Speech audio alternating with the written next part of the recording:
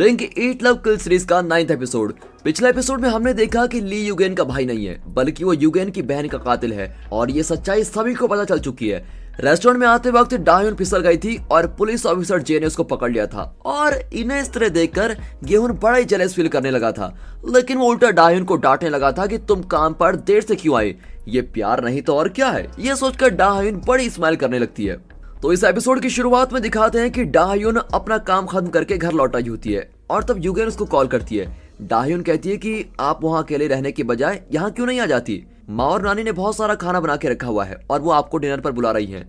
लेकिन सिर्फ एक दिन डाह्युन के घर पर खाना खाकर युगेन जान गई है कि डाह्युन की माँ के खाने में बिल्कुल भी टेस्ट नहीं है, इसलिए वो कहती है कि कुकिंग करने में मुझको कोई प्रॉब्लम नहीं है, मैं तो खुद एक कुक भी हूँ। फिर युगेन बताती है कि तुम ली के सोशल मीडिया पोस्ट को चेक करो, उसमें ज्यादातर तुम्हारे ही फोटोज हैं।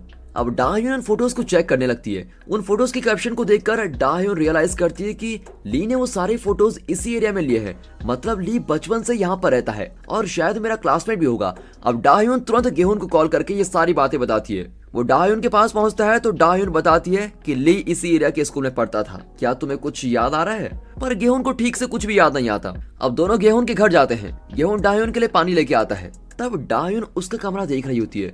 वो एक पुरानी फोटो देख लेती है जिसमें गेहून की बहन येंग के साथ वो खुद खड़ी है। तो क्या मेरी बचपन की बेस्ट फ्रेंड एक गेहून की ट्विन सिस्टर है? इतने में गेहून आ ही आता है, लेकिन डाह्युन उससे इस बारे में कुछ नहीं पूछती। फिर उसे घर छोड़ने से पहले गेहून कहता है तुम कॉफी शॉप में वेट करो, मैं अभी आता हूँ। ये कहकर डाह्युन को कोई चीज पकड़ाता है और वहां से चला जाता है। अगले सीन में उस एरिया के पार्क को दिखाते हैं जहाँ पुलिस ऑफिसर जे ली से पूछता है कि तुमने मुझको कॉल करके क्यों बुलाया, लेकिन ली कहता है कि क्या तुम भूल गए कि बचपन में हम बेस्ट फ्रेंड हुआ करते थे, क्लास में सब तुम्हें खूनी का बेटा कहकर चिढ़ाते थे, लेकिन क्या तुम्हें पता है कि तुम्हारे पापा बिल्कुल निर्दोष हैं। मैं ये भी जानता हूँ कि उन पर यह इल्जाम किसने लगाया था। अब उसकी बातें सुनकर जे बड़ा ही चिढ़ जाता है। दरअसल ली पियानो टीचर चैंग की बात कर रहा है जो जे के पापा हैं। अब कॉफी शॉप में बैठकर डाह्युन देखती है कि गेहून उसको एक एल्बम देकर गया है और एल्बम को देखकर उसे याद आता है कि स्कूल में एक दिन कुछ लड़के उसे और गेहून की बहन को तंग कर रहे थे।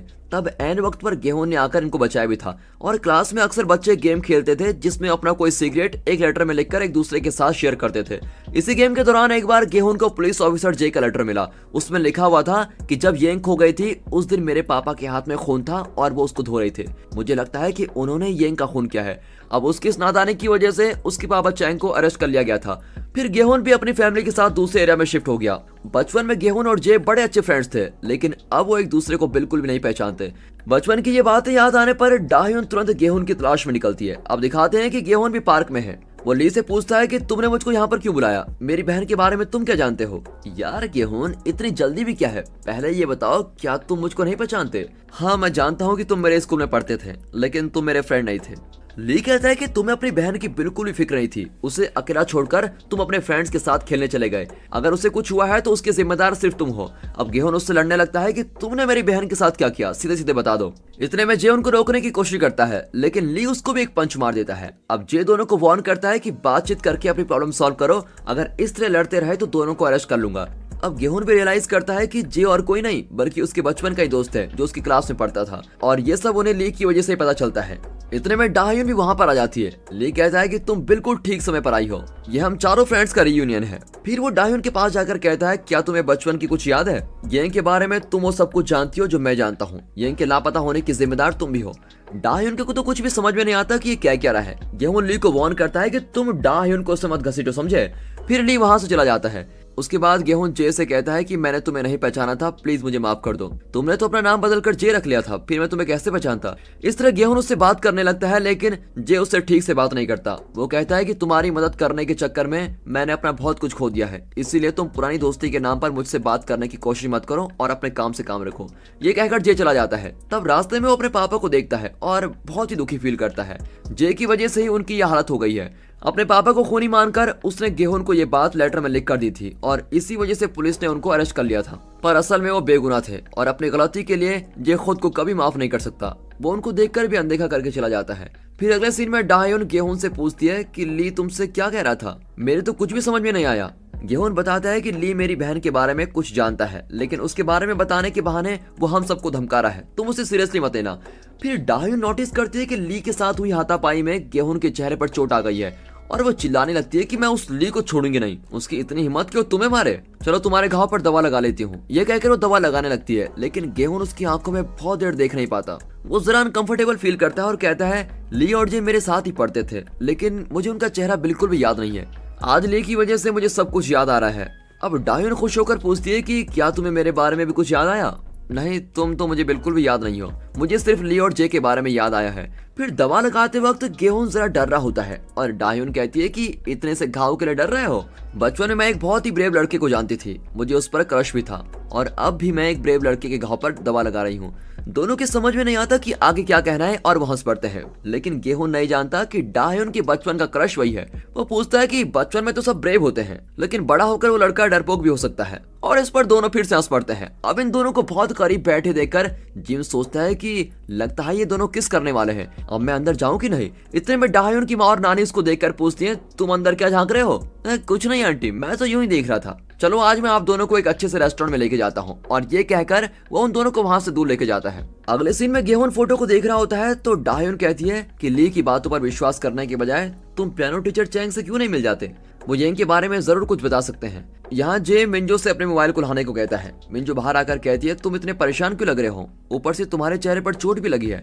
ये कहकर वो जे की घाव को टच करने जाती है, लेकिन रुक जाती है। जे उसका हाथ पकड़कर अपने चेहरे पर रखता है। इन दोनों का ब्रेकअप हो गया था, लेकिन अब लगता है कि इनका रिलेशनशिप फिर से शुरू हो गया है। अब गेहूं जे के पापा चैंग से मिलता है और कहता है मुझे पता है आप निर्दोष हैं, आप प्लीज ठीक से सोचकर बताइए कि उस दिन हुआ क्या था। वो बताते हैं कि उस दिन तुम्हारी बहन के पैर में चोट लग गई थी और वो ग्राउंड के बाहर बैठी हुई थी। अगर उस दिन मैं उसको सेफली घर पहुंचा देता तो इतनी बड़ी प्रॉब्लम कभी नहीं होती, लेकिन मैंने ऐसा नहीं किया और अपने किसी काम से चला गया। मेरा उस इंसिडेंट में कोई हाथ नहीं था, लेकिन मैंने ऐन वक्त पर उसकी मदद नहीं की, यही मेरी सबसे बड़ी गलती थी। अब उनका जवाब सुनकर गेहूं घर लौटा होता है। रास्ते में जे उससे मिलता है और कहता है तुमने मेरे पापा के साथ जो किया वो कम था क्या, तुम फिर यहाँ क्यों आ गए हो? गेहूं कहता है कि देखो गुस्सा मत करो और एक बात जान लो कि तुम्हारे पापा निर्दोष हैं।